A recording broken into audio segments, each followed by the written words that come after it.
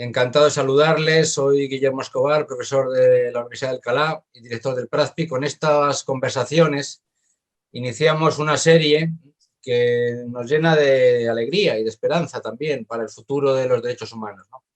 Vamos a tener con nosotros en distintos días a defensores del pueblo que han dejado el cargo. Me parece que son muy importantes estas conversaciones para construir institucionalidad, para no perder ese bagaje de quienes ya no ejercen el cargo de defensor del pueblo y que creo que tienen mucho que aportar y quizá también pues una mayor libertad para manifestarse, ¿no? Es un proyecto nuevo de los muchos que estamos haciendo conjuntamente entre el programa PRAZPI de la Universidad de Alcalá, la institución AGOL, que agrupa las defensorías locales de Iberoamérica, con intento de proyectarnos más allá en el plazo breve, y con el apoyo técnico de la Fundación Coepio de Argentina. Agradecemos, por tanto, como siempre, la colaboración de Ismael Rins y Mariana Giorgetti en toda la organización de este evento. Tenemos hoy a don Carlos Alfonso Negret, que fue defensor del pueblo de Colombia entre 2016 y 2019. Yo he conocido a muchos defensores, yo diría que casi por lo menos a 50 en persona, y puedo decir que siempre me ha sorprendido la calidez humana, la preparación de Carlos Alfonso y también su compromiso y sus logros, ¿no?, en ese periodo que estuvo a cargo de la defensoría muy importante del pueblo de Colombia. Bueno, brevemente convendría una presentación sobre su trayectoria. Yo creo que es una persona que tiene las ideas claras, que tiene una visión de derechos humanos que ha guiado su actuación y que no la ha abandonado después de dejar el cargo, que no deja de ser coyuntural, ¿no? Eso hay que ser muy conscientes, que los cargos públicos son siempre, por definición, en una democracia coyunturales, ¿no? Y que alguien recoge el testigo y que otro debe continuar con la labor. Yo creo que es muy importante que no perdamos de vista que estamos en un camino, ¿no?, en el cual pues somos, bueno, eslabones, pero hay que permitir, ¿no?, que otros lo continúen.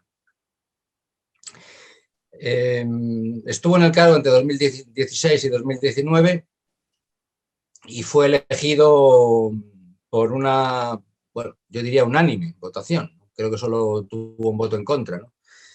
Y creo que su trayectoria ha sido muy alabada por la opinión pública y muy beneficiosa. Yo tenía algunas preguntas, aunque se trata de un debate abierto entre amigos y bueno, sí me gustaría pues que también el propio Carlos Alfonso pues pudiera sentirse libre de contestar lo que quisiera y también, bueno, de ampliar en la medida de que él lo considere oportuno también las consideraciones generales que yo pudiera modestamente realizar. En su trayectoria vital me ha sorprendido sobre todo su capacidad, ¿no?, de autoformación y de autosuperación.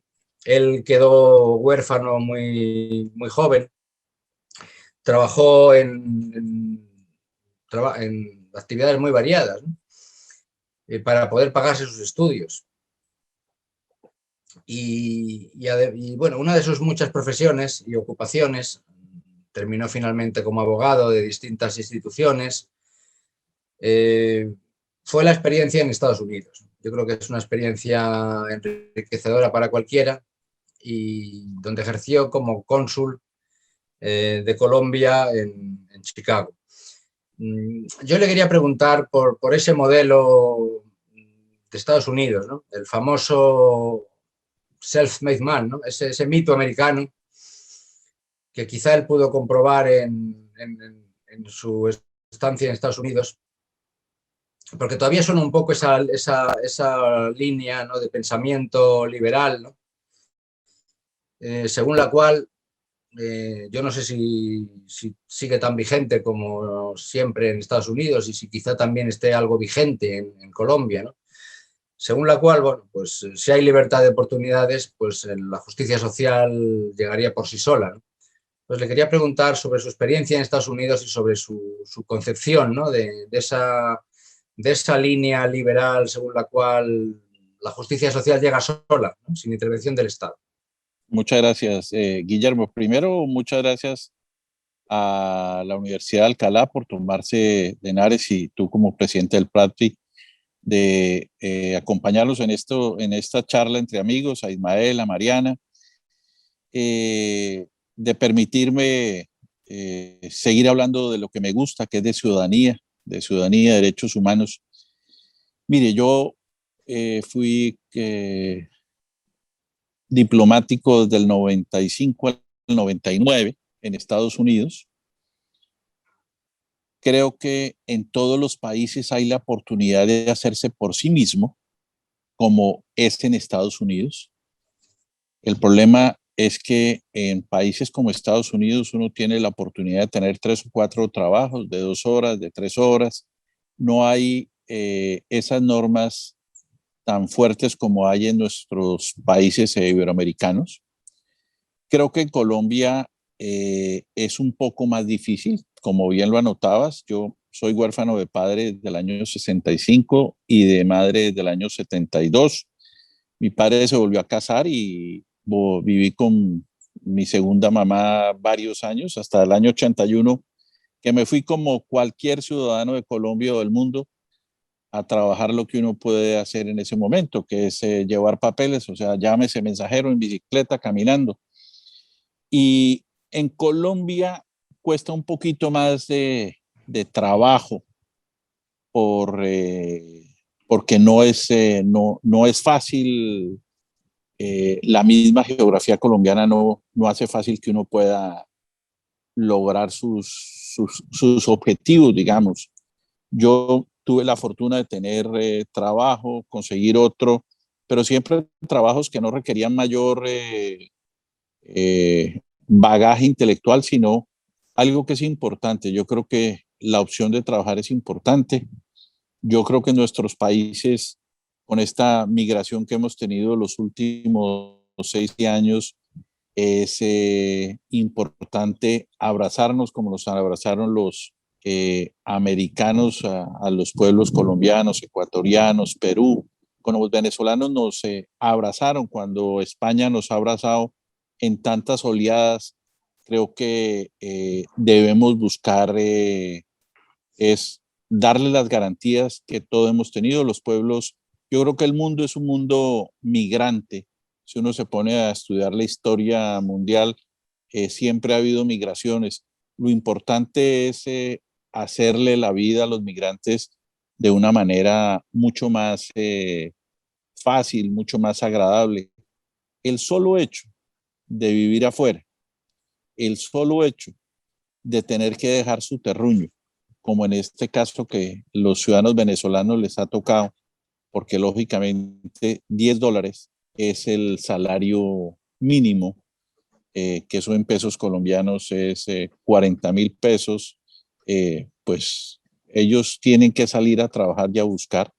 Siempre hay, como en todas nuestras sociedades, ovejas negras, pero no debemos estigmatizar, sino, vuelvo y repito, hoy, que es el día del abrazo, del beso, tenemos que acoger a nuestras comunidades y a nuestros pueblos, que entre los pueblos hispanoparlantes no debe haber fronteras. Precisamente uno de los logros de tu mandato, Carlos, fue la aprobación de un proyecto de ley para la obtención de la nacionalidad colombiana a los hijos de venezolanos residentes en Colombia con independencia de su estatuto migratorio. Creo que fue un importante avance en la universalidad de los derechos humanos, ¿no? Tanto dentro como fuera de las fronteras. ¿Crees Claro, que realmente se está haciendo lo suficiente desde los estados para avanzar en que los derechos humanos sean realmente iguales, para todos, con independencia del país donde vive cada uno? Guillermo, mire, en el año 2017 yo pedí una cita en Ginebra como ciudadano defensor del pueblo de Colombia. Me atendió el jordano, no me acuerdo cómo se llamaba, Hussein, que era el alto comisionado, para hablarle 3 temas: migración de Colombia, muerte de líderes y FARC. Y vamos al tema venezolanos. Yo le dije, 2017, hace 4 años, le dije, si los gobiernos americanos y europeos no le ayudan a Colombia en lo que tiene que ver con la migración masiva que va a haber de ciudadanos venezolanos, no vamos a poder. Y eso es lo que ha ocurrido.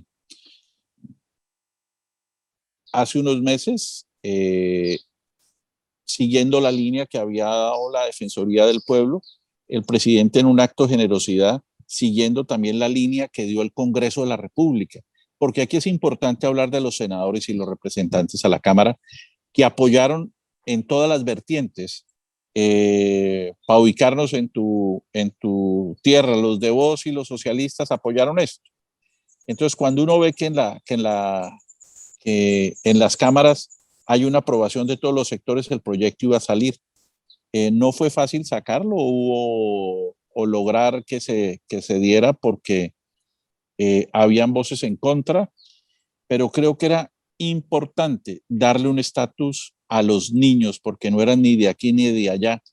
Y realmente los ciudadanos colombianos, el gobierno colombiano, desde las épocas del presidente Santos, venía atendiendo a los niños, los nacimientos, la pediatría, todos esos temas, pero creo que fue un logro muy importante. Pero ahora, una vez el presidente, el Día del Refugiado, el Día de ACNUR, que se hizo un evento donde Colombia le dio un estatus a todos los ciudadanos venezolanos que llegaron, eso sirve siempre y cuando el gobierno americano y la comunidad europea nos den los recursos, si no, va a ser imposible. Pero eso también van a tener que hacerlo con Ecuador. Ayer escuchaba al presidente Lazo que decía que van a manejar de mejor manera el trato a los ecuatorianos, pero también Perú, Argentina. Todos estos países están recibiendo comunidad venezolana y le hemos recibido con los brazos abiertos, pero necesitamos recursos para poder hacer más colegios, hacer lugares donde los podamos tener como hogares de paso mientras los reinsertamos a la vida civil. De modo que fue muy importante, porque logramos generar unas condiciones de no xenofobia, y generamos también algo que los colombianos siempre hemos tenido, y el pueblo latinoamericano, que es solidaridad, respeto, condescendencia con esta comunidad.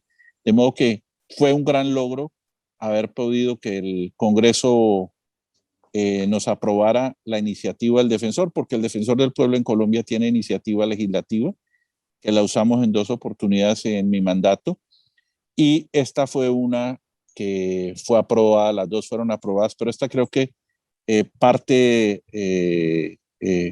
los derechos humanos en el mundo, porque es una garantía que no tienen en ninguna parte del mundo en este momento los hijos de los ciudadanos venezolanos que nazcan por fuera. Pues enhorabuena por el éxito en este caso, y también es interesante porque esa figura de la iniciativa legislativa no la tienen en otros países. En España no la tenemos, por ejemplo, y creo que si se usa con moderación es muy beneficiosa. Y continuando con este tema de la cooperación internacional, ¿no? He planteado de alguna manera la importancia que tiene la cooperación entre los países, ¿no? También quería preguntarte sobre tu experiencia como candidato a la Comisión Interamericana de Derechos Humanos. Me parece que eras un buen candidato y nosotros también te apoyamos. Finalmente renunciaste. También tu experiencia como presidente de GANRI.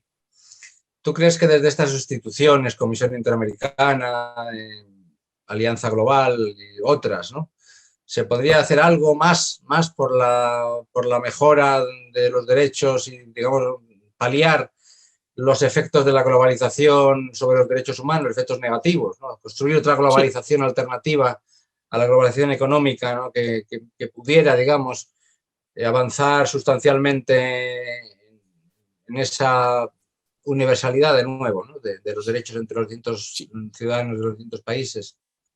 Yo lo que creo es que los derechos humanos son una manifestación de la globalización, está visto, y a través de manifestaciones dogmáticas como puede ser el principio de la universalidad, las prácticas en la jurisdicción universal.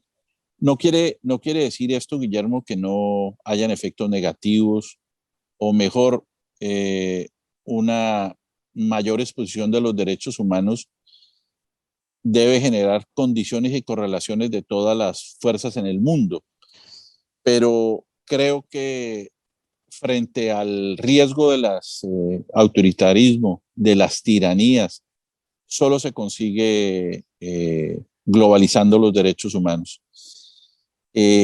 Uno se debe aterrar como Gandhi, por ejemplo, lo que está ocurriendo en Myanmar. Uno se tiene que aterrar, por decir solamente un solo caso, porque los derechos humanos son para todas las personas y cualquier juez, cualquier jurisdicción debe reconocer los instrumentos internacionales que son una fuente vinculante. ¿Qué ocurre?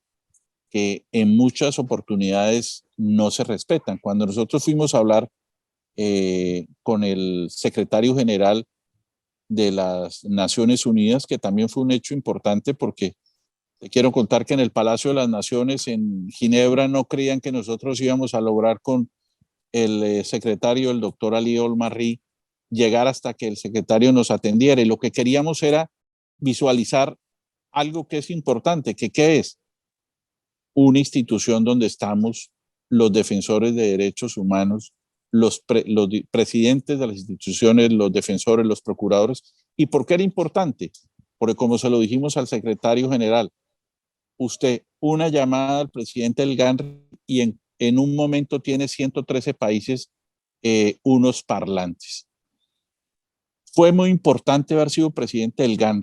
Realmente es una visión, fue importante para Latinoamérica, fue importante para nuestros países. Volveremos a ser presidentes por la rotación que existe en Naciones Unidas en 4 periodos, o sea, en 16 años.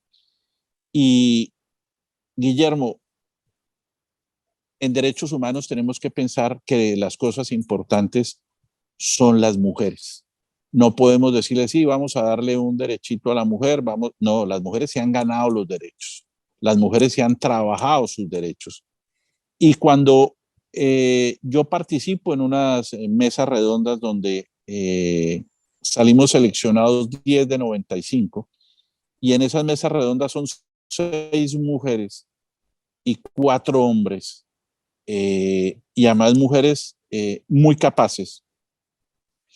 Claro que es duro haber dicho que no, pero yo también tengo un compromiso en Colombia porque es una posición bien pagada con muy buenas opciones hacia el futuro, pero si hay 7 comisionados y ellos son 5 mujeres, creo que es el momento de las mujeres y acciones, si se me permite el término, no afirmativas, pero sí positivas hacia las mujeres es dar un paso al costado, que ya lo había dado, ¿no? No sé si estuviste en Panamá cuando votamos de 5 veces y quedamos empatados con la presidenta de la FIU, y yo decidí, pues no votemos más y dejemos que sea la Iris la presidenta de la FIU, o sea, no es la primera vez. Y también creo que es importante, en Colombia usualmente los jefes de seguridad no son mujeres, y yo pedí cuando inicié mi mandato que quería una jefe de seguridad mujer, casi no lo logro, pero ahí estuvo acompañándome hasta que ascendió. De modo que creo que todas estas instancias son importantes para respetar los derechos humanos de todo, y digamos que en todas las constituciones de nuestros países ya todos los instrumentos internacionales hacen parte del bloque constitucional Que en algunos países no los cumplan, es verdad. Tenemos dificultades en Salvador, tenemos dificultades en Guatemala, tenemos dificultades en Panamá, donde sacaron a nuestro colega sin ningún juicio y hoy todavía no sabemos por qué lo sacaron en un juicio espurio del Congreso de Panamá. Pero creo que es importante todos estos espacios en beneficio de la globalización de los derechos humanos. Sí, conocíamos, Carlos, los motivos de tu renuncia para continuar el proceso y valoramos mucho tu gesto en pro de los derechos de las mujeres. Continuando con Ganri, Dame una palabrita. Y además te quiero contar, yo no sabía, yo no soy un hombre de muchas redes sociales, pero yo no sabía que había un hashtag que decía, era el momento de las mujeres. O sea, después de que yo renuncié, algunas personas que me ayudan, defensor, imagínense que hay un movimiento es el momento de las mujeres. Y yo creo que esas acciones son importantes y ojalá lo difirieron, los comisionados difirieron la decisión al 1 de junio. Ojalá elijan una de las 4 mujeres que pasaron en la ronda final y el chileno, todos con todas las categorías, pero creo que, como digo yo, está listo para que sea una mujer. Sigue, Guillermo. Bueno, esperemos que así sea. En cuanto a Ganri, quizá los espectadores que nos escuchan no sepan que ellos en las Defensorías del Pueblo, que forman parte de la red, acreditan a las instituciones, ¿no? Y con distintas categorías, ¿no? Y Colombia siempre ha estado bien acreditada dentro de Ganri. Sí. Sin embargo, yo también, como estudioso de la legislación de las Defensorías del Pueblo iberoamericanas, me llama la atención que Colombia es el único caso en Iberoamérica en el cual el defensor del pueblo no es elegido directamente por el Parlamento, sino que procede de una terna del presidente de la República, ¿no? Lo cual es plenamente coherente con los principios de París, ¿no? Pero no deja de ser una excepción en el panorama iberoamericano. ¿Crees que este sistema es correcto? ¿Crees que garantiza suficientemente la independencia del defensor? ¿Cuáles fueron tus relaciones con la presidencia de la República? ¿Tuviste algún tipo de presiones o de sugerencias? ¿O realmente te consideras plenamente independiente? Bueno, plenamente independiente sé que lo eres, pero digamos que hubo algunos ataques. Te lo digo porque también en este momento, como bien has planteado, ahora estamos asistiendo a una nueva ola, ¿no?, de ataques a las defensorías, ¿no? Sí, yo diría casi la mitad de las instituciones latinoamericanas han sido víctimas de algún ataque, bien de dimisiones, de presiones de distintos tipos en los medios de comunicación, en los gobiernos, elecciones discutibles también. Yo creo que estamos en un momento de crisis, ¿no? Ahora creíamos que eran instituciones fuertes, pero no lo son tanto. Yo creo que Colombia se ha mantenido bien, pero quería también conocer tu visión general, ¿no?, sobre el proceso colombiano en particular y la independencia de las defensorías en general. Tenemos una ventaja como para ubicarnos. La Defensoría del Pueblo es supremamente fuerte. La Defensoría del Pueblo es más defensoría que defensor. Esa fue una de mis labores porque sabíamos que el tema nuestro es temporal. Nosotros funcionamos con un modelo de frenos y contrapesos en Colombia, el cual es dinámico. Quiere decir que, como bien lo anotabas tú, hay independencia, hay una autonomía del defensor. Y es decir, la independencia y la autonomía del defensor no se garantiza solamente porque haya un acuerdo simultáneo entre el Ejecutivo y el Legislativo, sino además porque es un factor temporal. Cuando hay un factor temporal, ¿cuál es? A mí me eligieron en el 2016 en septiembre para ir 4 años hasta septiembre del 2020. Quiere decir que me tocaban 2 años con el doctor Santos y 2 años con el presidente siguiente. Quiere decir que con esa posibilidad, digamos que uno tiene entendido que no es de nadie. El defensor no puede ser de nadie. El defensor, como en todas las defensorías, nosotros lo único que tenemos es la voz. Es cuando el defensor habla, habla de moralidad, habla de decencia. Por eso es tan importante la parte técnica de la Defensoría del Pueblo de Colombia, porque uno hacia el interior tiene gente muy capaz que prepara documentos muy capaces. El defensor es el vocero, es el vocero del pueblo. Entonces, digamos que yo nunca tuve ningún problema con el presidente Santos o el presidente Duque. Fue un respeto absoluto de ambos. Hay una separación de poderes, hay una cooperación armónica. Nunca sentí ninguna presión. Yo realmente protegí mi independencia, mi autonomía con coherencia y con capacidad técnica.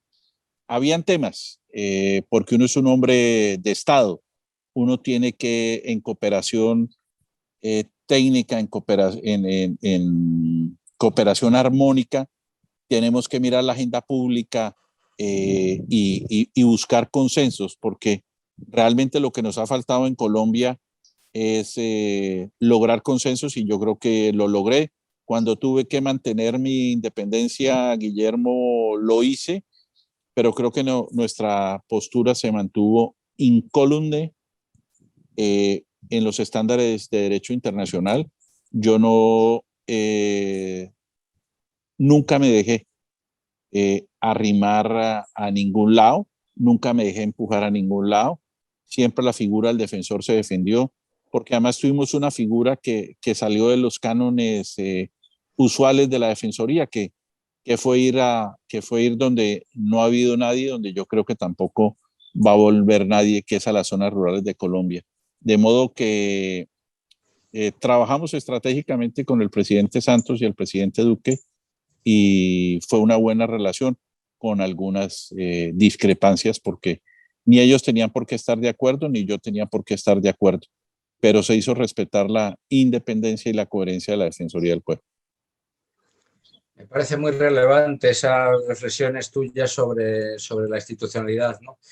Que es una defensoría, ¿no? Más que un defensor. Siempre se ha acusado a la figura de ser demasiado personalista, ¿no? Yo creo que efectivamente Colombia, la defensoría es fuerte, tiene una tradición y sobre todo un personal técnico, ¿no? Muy capacitado, ¿no? Mucho, Has mucho. hecho referencia, claro, a la importancia del apoyo técnico y de la formación de los funcionarios, es que es precisamente una de nuestras actividades principales de la Universidad de Alcalá. Has hecho referencia a uno de los rasgos de tu personalidad que me parecen más llamativos, ¿no? Y de tu trayectoria como defensor, ¿no? Que fue el estar en todo momento a pie de obra, como diríamos, ¿no? Es decir, el visitar las zonas sobre todo más apartadas, aunque yo sé que la Defensoría de Colombia tiene delegaciones en regionales, pero yo creo que es importante también que el defensor, como figura pública, con la que es y como autoridad moral que es, pues pueda personarse en las comunidades, ¿no? Sobre todo en las comunidades rurales. Y por eso te quería preguntar sobre la situación de los derechos en las comunidades rurales, con tantos problemas que tienen incluso de seguridad, ¿no? Para su propia vida, ¿no? Y también la relación con los personeros, ¿no? De la Defensoría del Pueblo con los personeros, ¿no? Que están ahora también en una situación crítica, ¿no? Por falta de medios, ¿no? Y desprotección, ¿no? Sé que en tu mandato te preocupaste mucho de mejorar la capacidad técnica de los personeros, ¿no? Abriendo la línea del concurso público para obtención del cargo. Y te quería preguntar por sus dificultades. ¿Crees que son tan imprescindibles para la defensa de los derechos en estas comunidades? ¿Qué crees que está fallando y qué crees que se podría hacer en el inmediato futuro para mejorar su situación? Yo creo que la figura, voy a dividir la respuesta en dos. Una, hablar de los personeros y otra del trabajo nuestro en terreno. Vamos por los personeros municipales. Nosotros tenemos más de 1.100 municipios, o yo no sé, sí, municipios, y en esos 1.000 municipios dependiendo de la capacidad económica o de la clasificación del municipio, que va de 1 a 6, 1 es el primero, 6 es el último, dependen de esa capacidad. Yo lo que creo es que debe haber una ley de la República que le han intentado el presidente Gesualdo, de la mano nuestra y de la mano del anterior procurador, de lograr en el Congreso una autonomía económica. ¿Por qué? Porque si no quedan al arbitrio del Consejo y del alcalde. Cuando en el caso mío, el gobierno colombiano hubiera podido hacer como hizo con el procurador de los derechos humanos en Guatemala, que es que un día para otro le quitó el 85% de su presupuesto. En el caso nuestro, quiero decir, este es un país totalmente garantista. El presidente Duque, el presidente Santos y el Congreso siempre aumentaron en mis 4 años de mandato el presupuesto. Quiere decir, siempre tuvimos la fuerza de lograr eso. En el caso de los personeros, en esta pandemia tan terrible, han sido los últimos respondientes y los únicos respondientes. ¿Por qué? Porque los hemos dejado solos, y creo que la figura del personero municipal es importante. Es importante porque el personero además se elige ahora por concurso de méritos. Antes era un tema a dedo. Hay algunos problemas en algunas localidades y no se logra y se demanda, pero bueno, eso es lo normal de la herencia española, con todo respeto. Pero además nosotros hicimos al interior de la entidad de la Defensoría, en lo que tiene que ver con la defensa pública. El defensor del pueblo de Colombia tenía la opción de nombrar a dedo, de suscribir 4.000 contratos a dedo con todos los años, y dependiendo de un factor que era más factor de costumbre, de política, que de méritos. Nosotros hicimos una convocatoria para una convocatoria pública. Se presentaron miles de abogados y se hizo una lista. Y en esa lista, esa fue la lista que yo suscribí los contratos. De modo que eso fue muy importante. ¿Por qué? Porque uno de los males de los derechos humanos es la falta de acceso a oportunidades de la gente a poder trabajar con el Estado. Y es histórico, ¿por qué? Porque en Colombia es la primera institución que ha hecho una convocatoria pública para contratos de prestación de servicios. Yo soy un hombre que vengo de la política, no me da pena decirlo, pero creo que en ese punto específico era importante generar un cambio y lo generamos. Ahora, en lo que tiene que ver, yo estoy muy contento, Guillermo, por todo lo que hicimos, pero particularmente porque logramos instalar en la opinión pública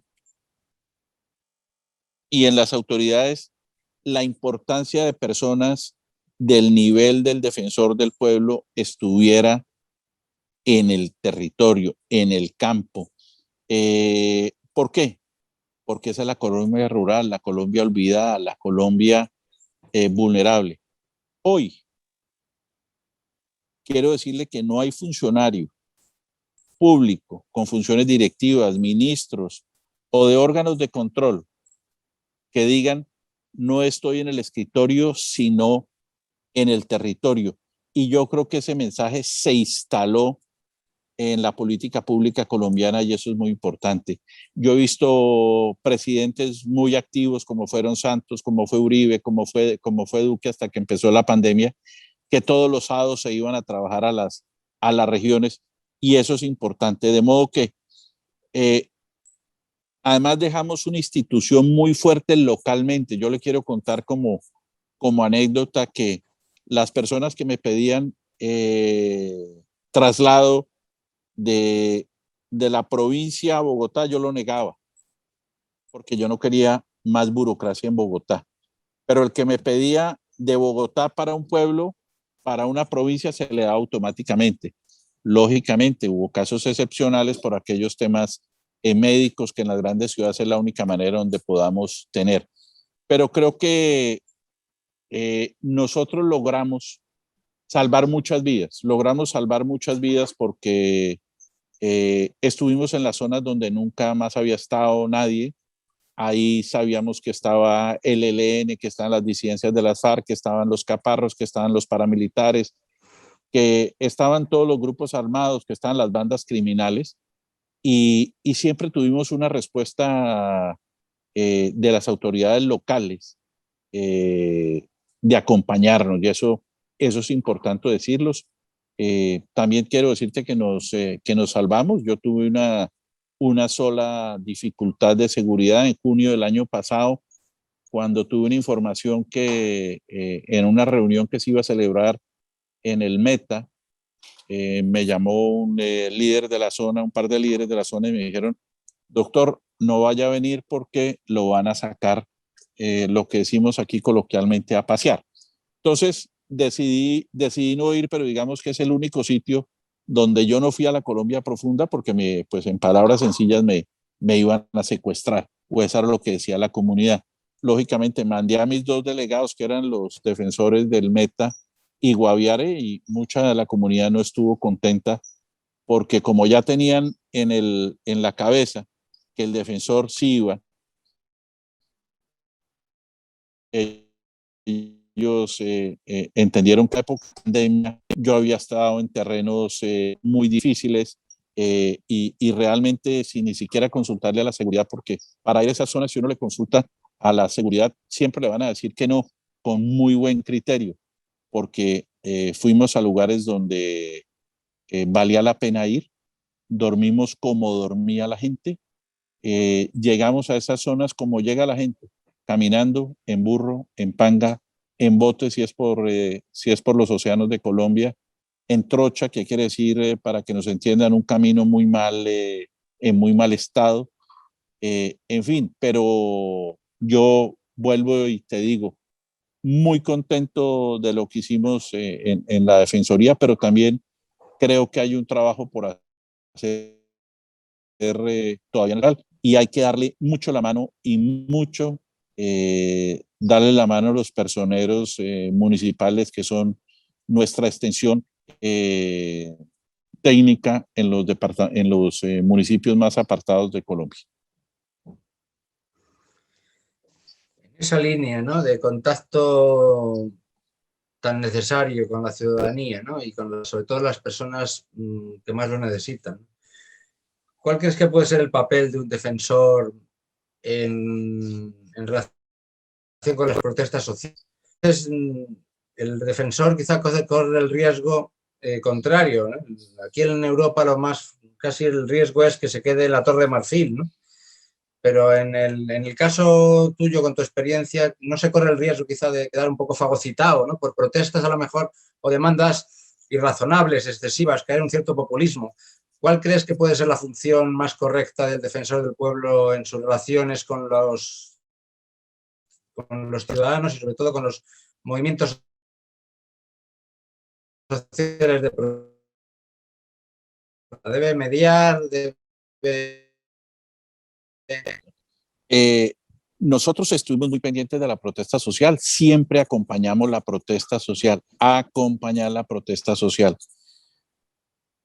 Y desde dos puntos la acompañamos, porque son dos papeles fundamentales. En primer lugar, tenemos que tener una observación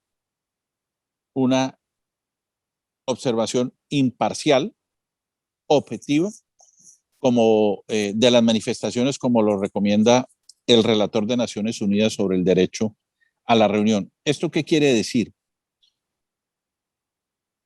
Nosotros, si nos piden las partes, estamos. Si no lo piden, también estamos, porque necesitamos proteger cualquier estado de ánimo que siempre se presenta. En segundo lugar, creo que definitivamente el prestigio, la legitimidad, la naturaleza del mandato hace que las instituciones nacionales de derechos humanos sean fundamentales también para facilitar el diálogo. O sea, nosotros debemos estar ahí, vuelvo y repito, imparcial, objetivamente, pero un diálogo constructivo, un diálogo que no se sobrepase por ninguna de las partes, que no haya golpes a la fuerza pública, que la fuerza pública no llegue a lo que aquí o mundialmente se ha llamado la brutalidad policíaca, sino un diálogo de argumento. Lo hicimos muchas veces, Guillermo, y yo creo que el diálogo, en Colombia nos falta dialogar más, escucharnos más. Si logramos dialogar y escucharnos más, vamos a poder tener un país diferente, donde podamos tomar mejores decisiones y de esa manera evitar conflictos. Yo le quiero contar que en las marchas de noviembre o diciembre del 19, que fueron muy fuertes, muy agresivas, yo decidí, sin avisarle a nadie, y le dije a mi esquema de seguridad, me acompañan dos y sin armas, me metí en una manifestación. Y cuando entré a la manifestación, que estratégicamente no sé por qué lo hizo el gobierno del presidente Duque, ese día no sacó a la policía. Yo entré y los manifestantes, los muchachos, la juventud, los sindicalistas, me dijeron, gracias, defensor Negret, por estar en la marcha. Eso nos garantiza la protección de nosotros. Y yo les dije, no, señores, aquí yo voy a estar para evitar problemas entre ambas partes. Pero le quiero contar que fueron segundos de intranquilidad. ¿Por qué, Guillermo? Porque en cualquier momento, pues los manifestantes no hubieran podido estar de acuerdo con uno y eso hubiera podido desatar. Yo también fui joven, yo también en alguna oportunidad tiré piedra en mi ciudad natal, de modo que la manifestación es válida, las marchas son válidas, pero tienen que ser ordenadas sin afectar a los terceros, sin desmanes. Y la fuerza pública y la Policía Nacional tiene que saber controlarse. Para eso los capacitan, sino que usted bien lo sabe, no solamente en Colombia, sino en el mundo, esas manifestaciones a veces desbordan cualquier cálculo de mesura de parte y parte, pero ahí siempre estuvimos y creo que el Ministerio Público, las Defensorías del Pueblo del mundo deben estar ahí para garantizar el diálogo y la escucha entre las partes, para prevenir problemas futuros. Pues me alegra también que hagas esa referencia al diálogo, a la deliberación democrática, porque yo creo que el defensor del pueblo es precisamente un instrumento fundamental para mejorar esa deliberación pública, ese diálogo racional sin el cual ninguna democracia avanzada es posible. Te quería preguntar también para terminar por las alianzas, ¿no? Porque para el diálogo yo creo que siempre hay por lo menos dos partes, ¿no? Pero siempre sería bueno el contar con aliados en la línea de la defensa de los derechos humanos. La Corte Constitucional colombiana es conocida, entre otras cosas, por su teoría, que creo que es original suya, del estado de cosas inconstitucional. Y yo creo que las defensorías del pueblo, una de las cuestiones, uno de los rasgos más característicos y originales es la defensa o la garantía de los derechos frente a las vulneraciones estructurales de los derechos, ¿no? Lo que la Corte llama el estado de cosas inconstitucional, ¿no?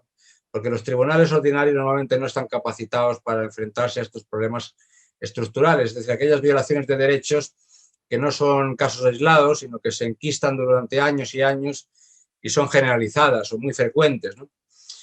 Entonces quería preguntarte digamos, en tu mandato, ¿tuviste alguna relación o qué utilización hicisteis de la doctrina y del trabajo de la Corte Constitucional, ¿no?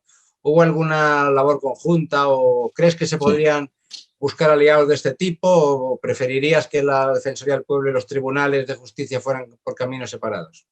No. Voy a adicionarte algo que hicimos con la Corte Interamericana de Derechos Humanos y arranco para ahí para que no se me vaya a olvidar. Cuando uno ve que Colombia tiene tantas decisiones en contra y tantos fallos incumplidos de la Corte Interamericana de Derechos Humanos, pero también tantas recomendaciones de la Comisión Interamericana. Lo que hicimos fue trabajar con la Corte, trabajar con los comisionados para hacer un decálogo de las obligaciones incumplidas por el gobierno. Citamos a la comisión, citamos a la Corte y los ministros vinieron y dijeron, hemos hecho esto, esto y esto. Y creo que fue muy importante y es el único país del mundo, dicho por la presidenta la panameña de la comisión, la doctora Arosemena, que logramos algo histórico, que fue colocar en un papelito, en un cuadrito Excel, estoy haciéndolo en referencia, qué obligaciones de los fallos, qué obligaciones de las recomendaciones, tanto de la Comisión como de la Corte Interamericana, habían ido incumplidos. Segundo, con la Corte, claro que tuvimos un trabajo muy importante. Entro por contarte que fuimos muy activos en la Corte. Nosotros tenemos la facultad de insistir alguna norma que consideramos o alguna decisión del gobierno, de un juez, que consideramos que va contra la Constitución, y fuimos muy activos. Te doy un solo caso para ir a lo que me estás preguntando sobre el estado de las cosas de inconstitucionalidad. En Colombia, los niños del sector rural, los mayores de 18 años, además de que no pudieron terminar el bachillerato, tienen que hacer 18 meses de servicio militar. Pero los que pudimos en el sector rural o urbano estudiar, solamente prestamos 12 meses de servicio. A nosotros nos parecía y nos pareció que era injusto, era inconstitucional, lo demandamos y la Corte nos dio la razón. También en la reforma tributaria del año 2016, a los elementos, los tampones que usan las mujeres, el gobierno le colocó el IVA, el impuesto de valor agregado, y entonces a nosotros nos pareció que era injusto, lo ganamos también en la Corte, se cayó esa norma, el ministro de aquel entonces, compañero mío del colegio mío, me dijo, esa cosita tuya nos costó 46 mil millones, y yo le dije, es que nunca debieron haberle colocado ser discriminatorio en las normas. Tuvimos en lo que usted llama y trata del trabajo de la Corte, creo que nuestra Corte es una Corte visionaria, es una Corte sin ataduras, es una Corte libre pensadora, y en algunos temas, por ejemplo, nosotros llegamos en el 2016, septiembre. La paz del Colón se firmó en noviembre del 16. Cuando yo llegué, empezamos a detectar una violencia contra los líderes sociales, contra los defensores de derechos humanos. Y empezamos a mirar unos matices muy difíciles, de mucha gravedad. En el 2017 le advertimos al gobierno de ese entonces, del presidente Santos, ojo que están matando a los defensores de derechos humanos, ojo que están matando a los líderes, lideresas, y están matando a las personas que suscribieron la paz. Promovimos mucho unas campañas de no estigmatización y de no polarización. Si usted me permite, los 4 ejes de nosotros fue dialogar, escuchar, estigmatización y no polarización. Si eso lo logramos en Colombia, creo que la economía y todo seguiría adelante. Lamentablemente no lo logramos, Guillermo, lamentable no lo logramos. Y en el 2018 fue una cosa supremamente grave. En el 2019 se bajó un poco todo lo que tiene que ver los ataques a los líderes sociales. Pero lo único importante de esto es que la sociedad civil se empoderó de esta problemática que no es el problema de las cifras, no es si el defensor del pueblo dice si hay 500 asesinatos o hay 200 o lo dice Naciones Unidas, o lo dice la Fiscalía, o lo dice el Ministerio del Interior, o lo dice la Consejería de Derechos Humanos. No, se empoderó la sociedad civil, y cuando la sociedad civil se empodera de un tema como este, creo que logramos generar un proceso que va muy bien, porque está la sociedad civil, no porque hayamos logrado que a los líderes los sigan asesinando. Pero además en lo que tiene que ver con el estado de cosas, inconstitucionalidad, fuimos muy críticos de la falta de gestión en lo que tiene que ver con las cárceles. Fuimos muy críticos con, digamos, la nacionalización o la venta de parte de la salud en Colombia a una compañía que se llamaba Medimar. Le entregaron 4 millones de usuarios para la salud, y realmente nosotros descubrimos al mes de mirar documentos que ellos no tenían sino capacidad para 2.600.000. Entonces, lógicamente no podía funcionar. Le pedimos a la Corte que distribuyera eso, pero la Corte se lo envió a la Super de Salud, y cuando ya se dieron cuenta que no funcionaba, ya era muy tarde. Pero creo que fue muy, muy importante, y trabajamos muy cercanos con la Corte Constitucional, con la Corte Interamericana de Derechos Humanos y con la Comisión de Derechos Humanos. Le cuento otro antecedente que habla bien de la independencia que tuvimos como defensoría. Cuando yo llegué, me escribían de la Cancillería que si ya tenía el informe que ellos tenían que enviar a la Comisión de Derechos Humanos y que tenían que enviar a la CPI. Y entonces les dije, no, esos informes yo ya los envié. ¿Pero cómo? Si es que tenemos que mandar un solo informe de Estado. Le dije, no, es un informe del país, pero yo soy independiente. De modo que logramos cosas que en algún momento le debieron generar alguna molestia a algunas personas del gobierno, pero siempre fue con mucho respeto, con lo que uno tiene que ser. El Ministerio Público tiene que ser un ente totalmente autónomo e independiente, pero trabajar armónicamente y trabajar por tratar de construir política pública, vuelvo y repito, en escucharnos los colombianos, en no polarizar, en no estigmatizarnos y en dialogar. Y seguiremos en eso, y eso seguirá el siguiente camino, Guillermo. Muchas gracias, Carlos. Ha sido muy enriquecedora la conversación, he aprendido mucho, me alegra también estas últimas reflexiones sobre la búsqueda de acuerdos, de aliados en la defensa de los derechos humanos, como la importantísima labor de la Corte Constitucional de Colombia, y también sobre todo eso de ir poco a poco, ¿no? Creando también semillas, ¿no? Esa labor de la que no hemos hablado, pero también hace muy bien la Defensoría de Colombia de promoción de derechos, ¿no? De ir empoderando a las personas, ¿no? Para que sean ellas mismas las que reivindiquen sus derechos, porque sin esto pues poco más se puede avanzar, ¿no? Si la gente no los conoce, cuáles son sus derechos, y no los exige, pues cualquier labor defensorial quedará inútil en el largo plazo.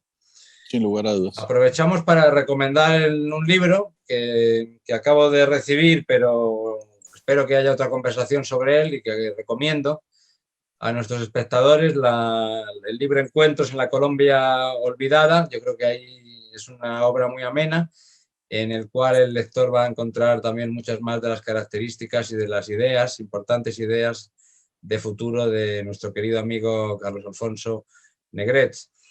Pues solamente una despedida para Carlos, si quiere añadir algo, y sobre todo pues si nos quiere contar algo de sus expectativas o futuro profesional. Muchas gracias.